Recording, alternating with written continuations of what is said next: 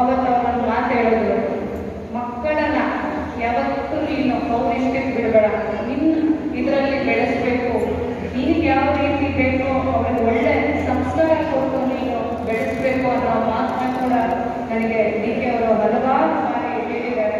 ಒಬ್ಬ ಅಣ್ಣ ಹೇಳ್ತಿದ್ದಾರೆ,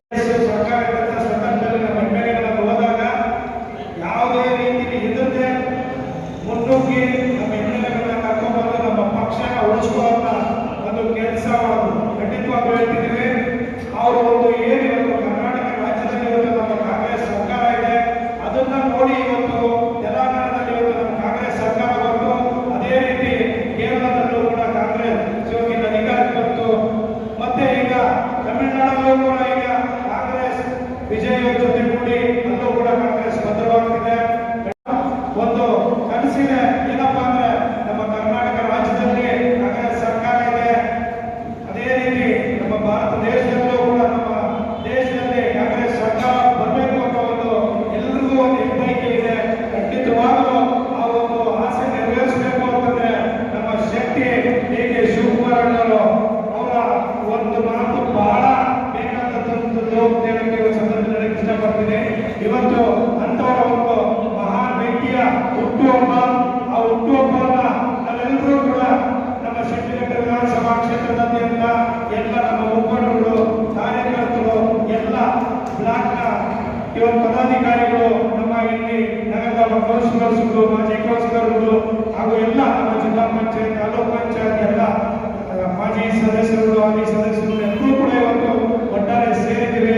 ಈ ಒಂದು ವೇದಿಕೆ ಮೇಲೆ ಎಲ್ಲ ನಮ್ಮ ಗಣ್ಯರಿದ್ದಾರೆ.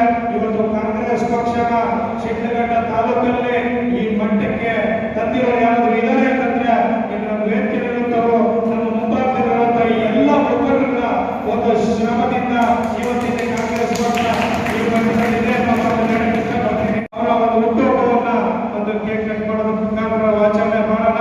ಬರುವಂತ ದಿನಗಳಲ್ಲಿ ಭಗವಂತ ಅವರಿಗೆ ಹೆಚ್ಚಿನ ಶಕ್ತಿ ಕೊಡಿ. ಬರುವಂತ ದಿನದಲ್ಲಿ ಮುಂದೆ ನಮ್ಮ ದೇಶದಾದ್ಯಂತ ಎಲ್ಲ ರಾಜ್ಯದಲ್ಲೂ ಕೂಡ ಕಾಂಗ್ರೆಸ್ ಪಕ್ಷ ಅಧಿಕಾರಕ್ಕೆ ಬರಲಿ.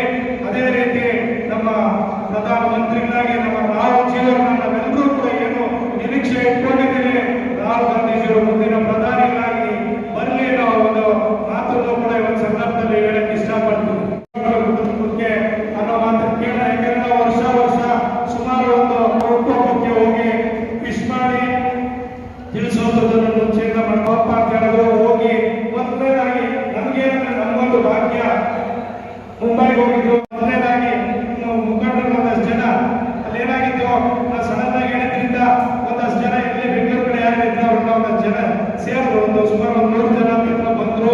ಎಲ್ಲರೂ ಒಗ್ಗಟ್ಟಾಗಿ ಹೋಗಿ ಇಲ್ಲಿ ಅವ್ರು ಹೋಗಿ ಮೊದಲನೇದಾಗಿ ನಮ್ಮ ಶಿಡ್ಲಘಟ್ಟ ತಾಲೂಕಿನ ಎಲ್ಲ ನಮ್ಮ ಮುಖಂಡರುಗಳೇ ಈ ಒಂದು ಹುಟ್ಟುಹಬ್ಬಕ್ಕೆ ವಿಶ್ ಮಾಡಿದ್ರೆ ಅದೆಲ್ಲ ನಮ್ಮ ಸೌಭಾಗ್ಯ ಅಂತ ಹೇಳೋದು ಹೇಳಕ್ಕೆ ಇಷ್ಟಪಡ್ತೀನಿ.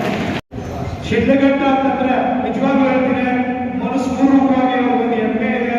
ಅಲ್ಲಿ ಇದ್ರು, ಬೇರೆಯವರು ಕೂಡ ಇದ್ರು, ಆದ್ರೂ ಕೂಡ ನಮ್ಮನ್ನೇ ಮೊದಲನೇದಾಗಿ ಕರೆದು ಫಸ್ಟ್ ಬೇರೆಯವ್ರು ಯಾರು ವಿಶ್ ಮಾಡಕ್ ಹೋಗ್ತಾರೋ ಏನಿದೆ ಪಕ್ಕೀರಿ ಅಂದ್ಬಿಟ್ಟು ಮೊದಲೇ ಕರೆದು ಫಸ್ಟ್ ನಮ್ಮ ಮೇಲೆ ಒಂದು ಊರ್ ಬಗ್ಗೆ ತಗೊಂಡು ಶಿಡ್ಲಘಟ್ಟದ ಮುಖಂಡರು ಬಂದಿದ್ದಾರೆ ಅಂದ್ಬಿಟ್ಟು ಎಲ್ಲರೂ ಸೇರಿಸ್ಕೊಂಡು ಒಂದು ನಮ್ಮ ಎಲ್ರಿಗೂ ಗೊತ್ತು, ನಮ್ಗೆಲ್ರಿಗೂ ಇಲ್ಲಿ ಚಿಕ್ಕೇರಣ್ಣವರು ಬಿಜಿಪುರ ಚಿಕ್ಕೇರಣ್ಣವರು ಮೈಸೂರು ಕೂಡ ಮೈಸೂರು ಪಾಕ್ ತಗೊಂಡು ಮೈಸೂರು ಪಾಕ್ ತಿಂದ್ರು.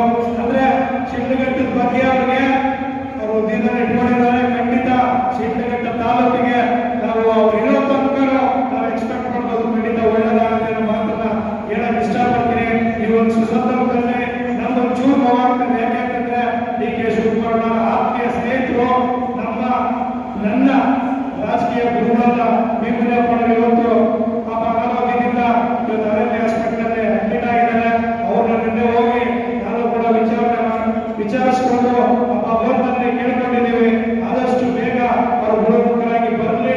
ಮತ್ತೆ ನಮ್ಮ ಶಿಡ್ಲಘಟ್ಟ ತಾಲೂಕಾದ್ಯಂತ ಎಲ್ಲ ಮುಖಂಡರುಗಳು ಮತ್ತು ಭೇಟಿಯಾಗಿ ಪಕ್ಷ ಮತ್ತಷ್ಟು ಸದೃಢವಾಗಿ ಕಟ್ಟೋದಕ್ಕೆ ಅವರು ಶಕ್ತಿಯಾಗಿ ನಿಲ್ಲದೆ ಅಂತ ಹೇಳಿ ಸಂದರ್ಭದಲ್ಲಿ ಕೇಳಿಕೊಂಡ ಲೋಕಲ್ ಬಾಡಿ ಎಲೆಕ್ಷನ್ಸ್ ಇದೆ. ಎಲ್ಲ ಮುಖಂಡರುಗಳು ಒಟ್ಟುಗೂಡಿ ಕೆಲಸ ಮಾಡೋ ಮಾತು ಹೇಳಿದ್ದಾರೆ.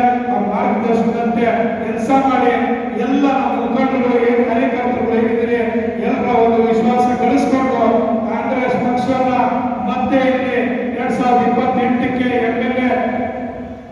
ಕಾಂಗ್ರೆಸ್ ಪಕ್ಷದ ಎಂ ಎಲ್